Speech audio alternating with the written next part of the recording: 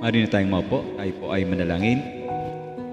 Dakilang Diyos, totoo po na you are worthy of our worship, of praise, honor, glory, reverence, and worthy of love, Lord. Sa iyo, Panginoon, lahat ang address ng mga bagay na ito na tanging ikaw lamang, Panginoon, makapangyarihang Diyos, ang may ganitong uri ng character traits. Maraming salamat po, Panginoon, sa pagiging makapangyarihan mo sapagkat ikaw po ang gumuguhit ng bawat direksyon patungo sa kaluwalhatian mo ng bawat isa sa amin, Panginoon. Ikaw rin po ang nagkakaloob ng mga biyaya. Kakaloob ka, Panginoon, ng lakas na kailangan namin sa araw-araw. Pinasasalamatan namin at amin pong niluluwalhati ang iyong dakilang pangalan. Ikaw po ang aming kaibigan, comforter, tagapagligtas, at higit sa lahat, ikaw ang source ng aming buhay. Buhay na alam namin, Panginoon, na walang hanggan. Maraming salamat po. Lumalapit kami ngayon sa iyong paanan, humihingi kami ng tawad. Patawarin mo kami, Panginoon, linisin mo po ang aming lupang katawan. Lahat po ng aming mga naging kahinaan, mga pagkukulang, mga pagkakamali, maling mga desisyon, hinihingi namin ng tawad sa iyo ngayong umaga. Gawin pong karapat-dapat ang aming paglapit sa iyo, O Diyos. At gayon din, Panginoon, samahan niyo po kami ngayong umaga sa aming panibagong araw ng pagsamba. Dalangin namin na ang bawat awitan, panalangin, mensahe na aming papahayag ngayong umaga ay magdulot ng kaluwalhatian sa iyong dakilang pangalan. Patuloy po naming nilalapit sa iyo, Panginoon, ang aming bansa. Salamat po sa patnubay at patuloy na pag-iingat, patuloy na pagbibigay ng mga tamang direksyon sa mga namumuno po ng aming bansa. Ang amin pong palaging pinapanalangin, Panginoon, yung mga leaders ng aming bansa na hindi pa lumalapit at sumusuko sa iyo, nawa, O Diyos, mabuksan ang kanilang puso't isipan. Lumapit sila sa iyo, dakilang Diyos. Makita nila ang iyong kaluwalhatian, makita nila ang iyong kagandahang loob, at higit sa lahat, makita nila na ikaw lang ang tanging solusyon sa lahat ng problema dito sa daigdig. Yan po ang aming patuloy na nilalapit sa iyo, Panginoon. Tulungan mo po sila na magbago ang mga puso at isipan. Hindi lamang sa mabuksan, kundi tuluyan silang maglingkod sa iyo, Diyos. Magkaroon sila ng takot sa iyong pagiging dakila, Panginoon.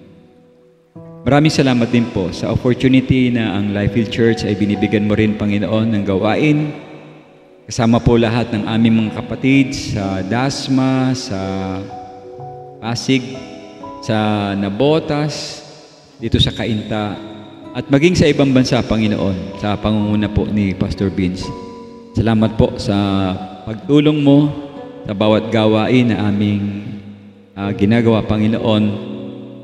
At salamat din sa pagiging bahagi namin, Panginoon, sa iyong ministry na palaganapin ang iyong dakilang salita. Ang aming dalangin, Panginoon, nawa ang magiging bunga po at maging resulta ng aming mga bagay na pinagkakabalan at pinagsisikapan na ilapit ang mga kaluluwa sa iyong paanan, Panginoon, ay magkaroon ng maayos na resulta.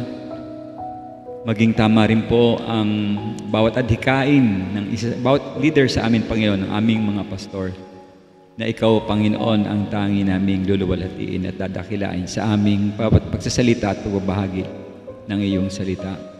Panalangin ko rin ang kalakasan at kalusugan ng bawat leaders, maging kung may mga hinaharap man ng mga pagsubok, ang bawat isa sa amin, kasama din po yung mga responsibilidad na nakaatang sa amin.